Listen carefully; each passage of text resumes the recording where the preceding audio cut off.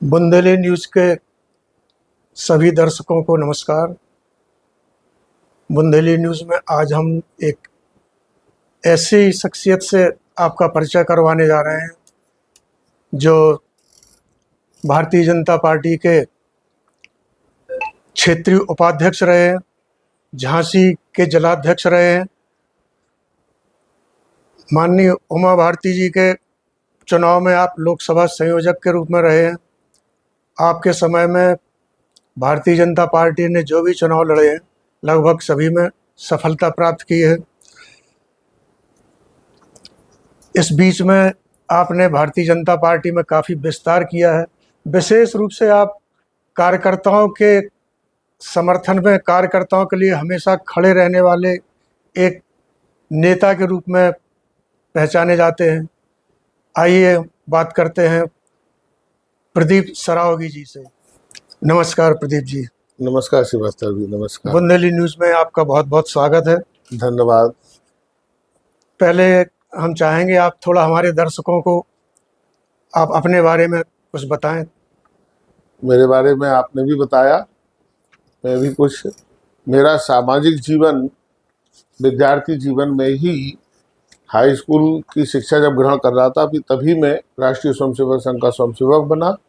वहाँ से मेरी जीवन की सामाजिक यात्रा प्रारंभ हुई और संघ के विभिन्न दायित्वों को पूरा करते हुए मैं महानगर सायं कारवा रहा। उसके बाद मैं संघ का प्रचारक बन गया। अपनी पढ़ाई को बीच में ही छोड़ करके एमएससी को छोड़ करके चला गया। लखनऊ में प्रचारक रहा, उसके बाद मैं ललितपुर में प्रचारक रहा और बीमार हो जाने के कारण मैं प्रचारकी से वापस आया। घर आकर के फिर से मैंने अपना यहाँ पर अपने काम धाम प्रारंभ किया, अपना व्यापार प्रारंभ किया और संघ का कार्य फिर उसी गति से प्रारंभ किया जैसे पहले करता आया था, जिसके कारण मैं एक लंबे समय तक झांसी महानगर का महानगर कारवा रहा। उसके बाद संघ के कार्यकर्ताओं ही द्वारा ही 2009 में मुझको भाजपा का काम करने का आदेश प्राप्त हुआ। तब से मैंने भाजपा का कार्य प्रारंभ किया। तो मैं सबसे पहले जिला महामंत्री रहा, उसके बाद मैं क्षेत्रीय उपाध्यक्ष रहा, भारतीय जनता पार्टी का जिलाध्यक्ष रहा और जिलाध्यक्ष रहते हुए पार्टी का हर वर्ग में, हर जाति में, हर क्षेत्र में, हर श्रेणी तक, निचले स्तर तक भारतीय जनता पार्टी का विस्तार करने का प्रयास किया।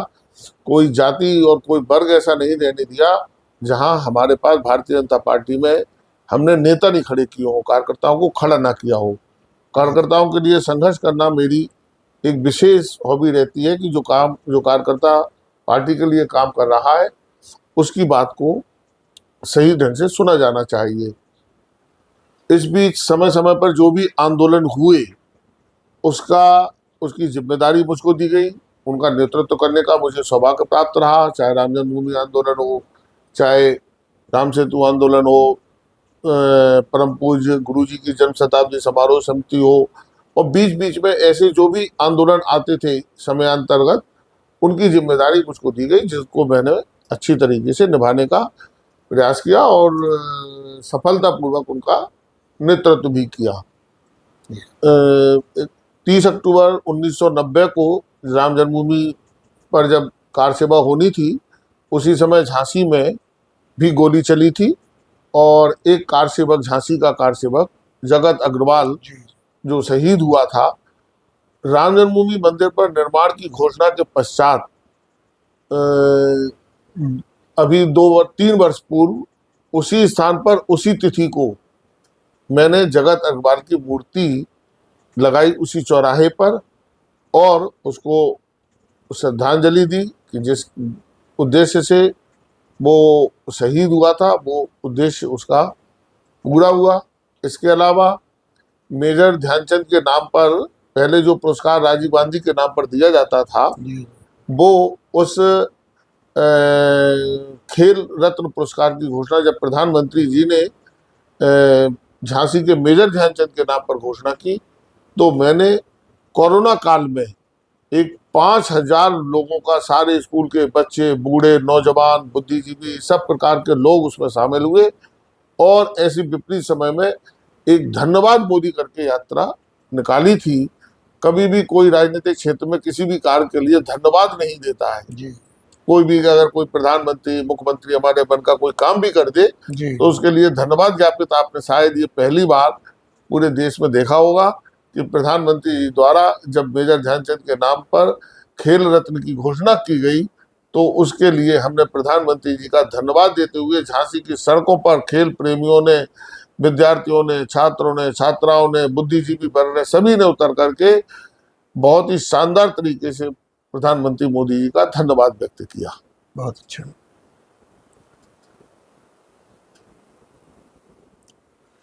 तो प्रदीप जी, अभी हाल ही में एक बड़ी दुखद, बड़ी दुर्भाग्यपूर्ण घटना हुई है पहलगांव में। इसको आप कैसे देखते हैं? जो पहलगाम में घटना हुई, अगर आप इसके विस्तार में हमको जाना पड़ेगा इस घटना को समझने के लिए। जी पहलगाम की घटना के कारण पूरे देश में आक्रोश है और लोगों की ऐसी इच्छा है कि भारत को भी कड़ा जवाब देना चाहिए, पाकिस्तान पर हमला करना चाहिए। जी लेकिन इस विषय में मैं ये कहूँगा कि ये घटना की पुनरावृत्ति ना हो, फिर से ऐसी घटनाएं हमारे देश में ना घटें जी और निर्दोष हिंदुओं की जो बेचारे नई नई शादी हुई थी, घूमने के लिए गए थे, एंजॉय करने के लिए गए थे, जो बहनें वहां पर एंजॉय करने के लिए गई थी, उनको क्या पता था कि वो वहां से विधवा होकर के लौटेंगी। नई जोड़ी थी, गए थे, एंजॉय कर रहे थे और ऐसा दिन कभी जीवन में आएगा, भगवान करे ऐसा दिन कभी दोबारा ऐसा ना आए। इसके लिए हमको थोड़ा सा इसकी बैक में जाना पड़ेगा, पृष्ठभूमि में जाना पड़ेगा। जी 2014 से पहले माननीय अटल बिहारी वाजपेयी की सरकार को अगर हम छोड़ दें तो इस देश के अंदर जो भी सरकारें नहीं, उन्होंने तुष्टीकरण की राजनीति की, मुस्लिम परस्त वोट बैंक के लिए मुस्लिम परस्त राजनीति की और उस वर्ग को खुश करने के लिए जिस प्रकार की राजनीति की, उस वजह से कश्मीर के अंदर आतंकवाद पनपा, उसको संरक्षण मिला, उसके पैर फैले और उनकी ताकत बढ़ती चली गई। आप इस देश का नेतृत्व कैसा रहा, कैसी सरकारें रही 2014 से पहले, इसका हम एक उदाहरण देंगे जिसकी अभी चर्चा हो रही है आजकल पूरे देश में। 1960 में जब सिंधु जल समझौता हुआ जी तो वर्ल्ड बैंक ने, उस समय पाकिस्तान के राष्ट्रपति थे अयूब खान जी और भारत के प्रधानमंत्री थे जवाहरलाल नेहरू। तो पाकिस्तान के अंदर पानी की भारी समस्या थी।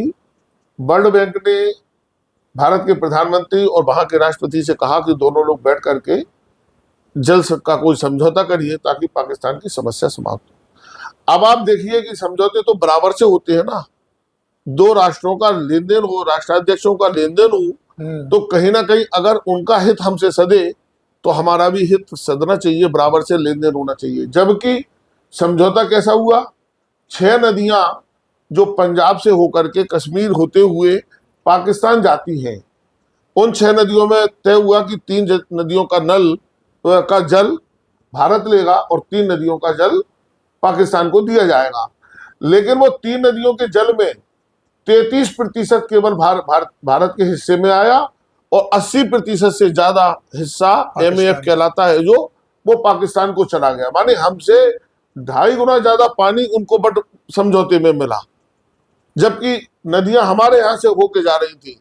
हम तो उनको जो जितना देते वो उस पर उन्हें समझौता करना पड़ता। इसके अतिरिक्त और ज्यादा हास्यास्पद बात तो ये रही कि भारत की सरकार ने 1,25,000 किलो सोने की कीमत के बराबर धन 1960 से 1970 के बीच में उन नदियों के जल को का सदुपयोग करने के लिए, नहरें बनाने के लिए किस्तों में 10 साल में पाकिस्तान को भारत की सरकार देगी।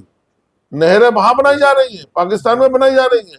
हम पानी भी देंगे और पानी के लिए नहरें भी देंगे और पैसा भी देंगे। आप ये देखिए कितना हास्यास्पद। इस बीच 1965 का युद्ध हुआ लेकिन पानी दिया जाता रहा, पैसा दिया जाता रहा। हमारे ही पैसे से गोला बारूद तैयार करके हमसे लड़ने का काम करता रहे और हमारा नेतृत्व, हमारे देश की सरकारें, ये सब कैसे हो गया, कैसे चलता रहा। 1971 का भी युद्ध हमने देखा उसके बाद भी ये समझौता चल रहा है। तो इस संबंध में जो देश की जनता का आक्रोश है, जी मेरा इस संबंध में सरकार को एक सुझाव है कि वर्तमान में युद्ध ऐसा होना चाहिए कि पाकिस्तान की कमर टूट जाए, ये आतंकवाद को संरक्षण देने लायक ही ना रहे और पाकिस्तान के टुकड़े टुकड़े हो जाएं, ताकि इस समस्या का स्थायी समाधान हो।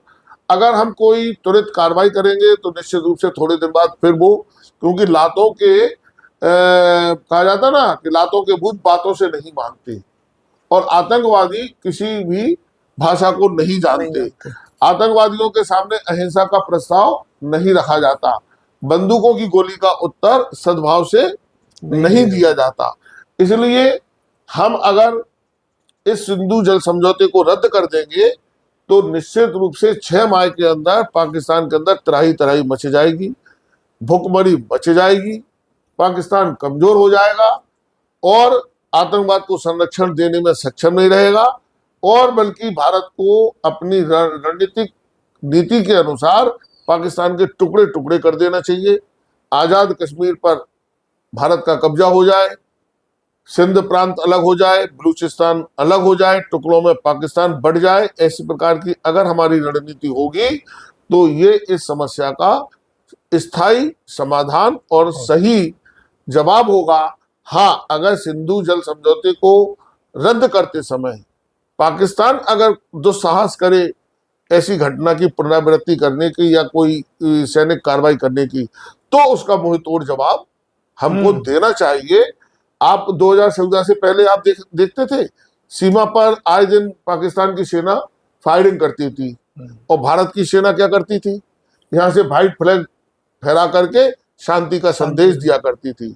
जब माननीय नरेंद्र मोदी जी की सरकार बनी तो भारत के रक्षा मंत्री ने भारत की सेना को आदेश दिया कोई व्हाइट फ्लैग फहराने की जरूरत नहीं है, गोली का जवाब गोली से देना है, 4 अगर वो मारेंगे तो 40 मार के बताना है।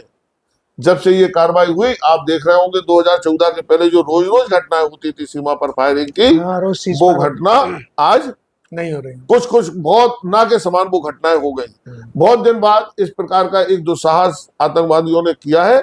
निश्चित रूप से मुझे विश्वास है अपने प्रधानमंत्री पर कि इसका वो मुंहतोड़ जवाब, ऐसा जवाब देंगे कि उनको कुछ भी करने से पहले 1000 बार सोचना पड़ेगा। जब विपक्ष ये आरोप लगा रहा है कि यहाँ पर इतनी भीड़भाड़ वाला क्षेत्र है, इतने पर्यटक वहाँ पर जाते हैं, लेकिन कोई सुरक्षा व्यवस्था नहीं की गई, क्या ये सरकार की चूक नहीं है? तो क्या आप इसको कितना सही मानते हैं? देखिए, इस देश की विपक्ष की तो बात ही नहीं करना चाहिए। मैंने तो, अगर आपने हमारी बात में हम पहले ही इसका उत्तर दे चुके कि यही विपक्षी लोगों के हाथ में जब सरकार थी तो इन्होंने इस देश के अंदर जो राजनीति की वो केवल हमारी सरकार कैसे बने रहे, हमें वोट कैसे मिले, देश का हित उनके लिए कोई मायने नहीं रखता था। देश के हित को दरकिनार रखते हुए जिस प्रकार से सरकारें बनाई हैं, उन्हीं का कारण तो है कि आज कश्मीर के अंदर आतंकवाद इतना सर उठा रहा है और ऐसी घटनाएं करने की उनकी हिम्मत होती है कि हमारे यहाँ आकर के इस प्रकार की घटना करते हैं। तो इन लोगों को, विपक्ष को तो कुछ भी कहने का अधिकार ही नहीं है। ये सेकुलर माओवादी तो असली देश के दुश्मन हैं जो इस देश के अंदर वोट की राजनीति करके पनप रहे हैं। ये हमारे देश का सबसे बड़ा दुर्भाग्य है। अच्छा, इस घटना के बाद एक नई बात सामने आई है। अभी तक जो आतंकवादी घटनाएं होती थी, कभी कश्मीर की जनता ने उसकी न तो निंदा की न उसको स्वीकार किया। अब की बार ऐसा हो रहा है कि कश्मीर की जनता भी उनकी इन घटनाओं की निंदा कर रही है, इनका विरोध कर रही है, पाकिस्तान का विरोध कर रही है। क्या ये सचमुच इसको बदलाव माने या ये केवल दिखावा है? वही बात कहेंगे कि 2014 से पहले जो सरकारें रही उसने आतंकवादियों का संरक्षण किया और आतंकवादियों ने कश्मीर की जनता को धर्म के नाम पर वर्ग लाने का काम किया। उसको ये एहसास ही नहीं था कि हम कौन सी गलती कर रहे हैं और इससे हमारा ही नुकसान हो रहा है। 2014 के बाद जब धारा 370 समाप्त करके कानून की स्थापना वहां पर की, शांति और अमन वहां पर जो हुआ है, उसके कारण से जो पर्यटक कश्मीर पहुंचे हैं तो कश्मीर के लोगों का भी जो व्यवसाय बढ़ा है, वहां पर पर्यटकों के कारण से इतने जो उनको व्यवसाय मिला, कारोबार मिला, उससे उनको ये एहसास हुआ कि इन आतंकवादी घटनाओं का सबसे बड़ा नुकसान तो हम ही को हो रहा है। इसलिए अगर ये पर्यटक जो आप देख रहे हैं 2.5 करोड़ पर्यटक इस वर्ष गया है, 4 वर्ष पहले जो 32,000 पर्यटक गए थे, 4 वर्ष में धारा 370 समाप्त होने का परिणाम जो हुआ, भारतीय जनता पार्टी माननीय नरेंद्र मोदी के नेतृत्व का परिणाम हुआ कि 2.5 करोड़ पर्यटक कश्मीर गया है, श्रीनगर। अब जब 2.5 करोड़ पर्यटक वहां जाएगा तो कितने लोगों की रोजी रोटी उससे चली होगी। उस रोजी रोटी के लालच में ये वो इस घटना का विरोध कर रहे हैं। बकाया तो अगर हम इस्लाम की और मुस्लिम की बात करें तो वो तो उनके यहाँ कुरान में ही सिखाया जाता है कि मुसलमान छोड़ करके, इस्लाम छोड़ करके सारे दुनिया में सब काफिर हैं, इनको मारना है। तो वो अच्छी भावना हमारे प्रति कैसे रख सकते हैं? उनके इस बदले हुए स्वरूप में, बदले हुए घटनाक्रम में हमें उनकी बातों में कतई नहीं आना चाहिए। अच्छा, अभी तक जो आतंकवादी घटनाएं होती रही हैं उनसे इस बार की घटना कुछ इसलिए और अलग मानी जा रही है कि अब की बार केवल हिंदू को धर्म पूछकर, हिंदू देखकर, पेंट उतरवा कर, पूरी शनाख्त करके उसके बाद ये हत्याएं की गई हैं। तो इसको साधारण आतंकवादी घटना ही हम माने या इसको इस्लामिक जिहाद माना जाए? आतंकवाद और इस्लामिक जिहाद ये दोनों एक दूसरे के पर्याय हैं। हम उसको चाहे इस्लामिक जिहाद कह लें और चाहे आतंकवाद कह लें, भारत में नहीं पूरी दुनिया के अंदर जहां जहां आतंकवाद है वहां वहां इस्लामिक जिहाद है। जहां जहां इस्लाम है वहीं वहीं केवल समस्या है। बकाया सारी दुनिया के अंदर आतंकवाद, स्थानीय समस्याएं तो होंगी, किसी प्रकार की समस्या होगी, झगड़े फसाद भी होंगे, सब होगा, लेकिन आतंकवाद अगर दुनिया के अंदर कहीं है तो उसका नाम केवल इस्लाम है। और इस्लामिक जिहाद के नाम पर आतंकवाद इस दुनिया में, भारत में पनप रहा है। इस बार उन्होंने सीधे सीधे नाम पूछ करके, इसलिए क्योंकि पर्यटकों में मुसलमान भी थे, हिंदू भी थे, इसलिए उन्होंने सीधा सीधा नाम पूछ करके हिंदुओं को पहचान करके मारा है। मारने का टारगेट पहले भी हिंदू ही रहता था। इस बार थोड़ा सा परिवर्तन ये हो कि उन्होंने नाम पूछ करके एक संदेश दिया है, क्योंकि भारत के प्रधानमंत्री आतंकवाद को पूरी तरीके से कुचलने में लगे हुए हैं। आप देख रहे हैं, पहले आतंकवादी पहले पत्थर मारते थे हमारे सैनिकों को, और सैनिक बेचारे पत्थर खा करके उनका जवाब नहीं दे पाते थे। आज सैनिक, अगर वो आतंकवादी कहीं भी पता लग जाए तो ढूंढ करके कब्र जमीन के अंदर से निकाल के उनको, उनके एनकाउंटर हो रहे हैं। इसलिए आतंकवाद भी ये उनकी मतलब घबराहट का, और मोदी जी के कारण जो पूरे कश्मीर के अंदर आतंकवाद समाप्त हो रहा है, उससे घबरा करके ऐसी घटना हुई है। अच्छा, ये 1990 में कश्मीर से जिन हिंदुओं को पलायन करवाया गया था, जिनका उत्पीड़न किया गया, जिनके घर लूट लिए गए, महिलाओं के साथ अत्याचार हुए, वो अभी तक विस्थापित हैं। क्या आपकी सरकार कोई योजना बना रही है? क्या वो उम्मीद रखें कि कभी अपने कश्मीर में, अपने जन्मभूमि में वो वापस जा पाएंगे? बिल्कुल से, जिनको भी वहां से विस्थापित किया गया, जहां वो रह रहे हैं, पहली बात तो जो इससे पहले की सरकारें थी उनकी जो दुर्दशा थी, उनकी स्थिति में सुधार आया है। उनकी और उनके बच्चों की चिंता प्रारंभ हुई है, कैसे वो मुख्यधारा में आए, कैसे पुनः जाकर के अपने घर में, कश्मीर में और श्रीनगर में स्थापित हों। इस संबंध में सरकार काफी काम कर रही है और उनको स्थापित करने के लिए सुरक्षित तरीके से वहां पर कॉलोनियां बनाने का काम कर रही है। उम्मीद रखें। दूसरा, अब इस देश में आतंकवाद के नाम पर ये हत्याएं, ये अत्याचार, ये नृशंस हत्याएं कब रुकेंगी? इनका स्थायी समाधान क्या होगा? आपकी दृष्टि में, आपके विचार से क्या उचित उपाय है जो इसका अंत कब होगा? इसका हम कई बार जवाब दे चुके हैं, कई बार एक्शन का रिएक्शन हो चुका है, लेकिन अभी तक कोई स्थायी समाधान नहीं निकला। क्या कोई ऐसा विषय है जिससे उपाय क्या मैंने है जिससे आपको स्थायी? पहले ही बताया बात में कि अगर हमको आतंकवाद का स्थायी समाधान करना है तो पाकिस्तान को का नक्शा इस दुनिया से मिटाना पड़ेगा। हटाना पड़ेगा। पाकिस्तान का को टुकड़ों टुकड़ों में बांट दे और पाकिस्तान को का ये हाल कर दे कि वो बिल्कुल भूखमरी पर वो बिल्कुल त्राही त्राही मच जाए वहां।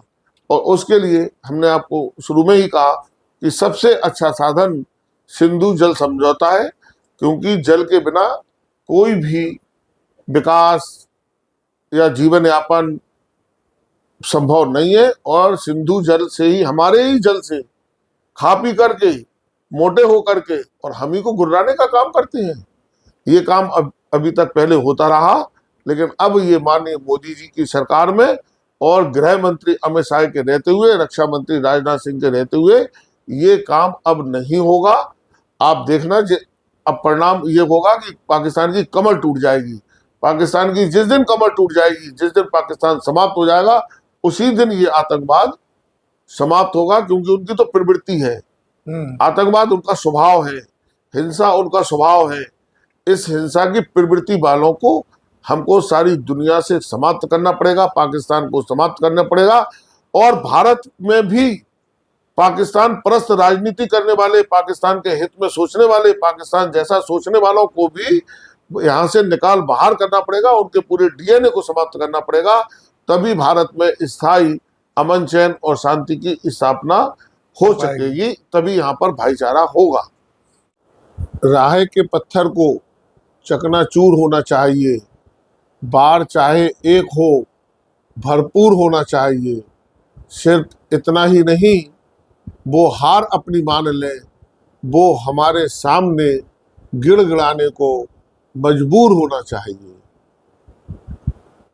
लेकिन कुछ लोगों को संदेह ये है कि जल संधि समझौता भले ही स्थगित कर दिया गया हो या रद्द भी कर दिया जाए, लेकिन क्या हमारे पास इतना इंफ्रास्ट्रक्चर अभी है, इसको हम कब तक क्रियान्वित कर पाएंगे? लोगों का कहना है कि इसमें तो बरसें लगेंगी, कम से कम 5-10 वर्ष लगेंगे डैम बनाने में, नहरें बनाने में। इस पानी को हम कहाँ डाइवर्ट कर सकते हैं इतनी जल्दी? ये तथाकथित सेकुलरवादी जो कभी भी किसी भी विषय पर देश हित में बोलते ही नहीं है जी।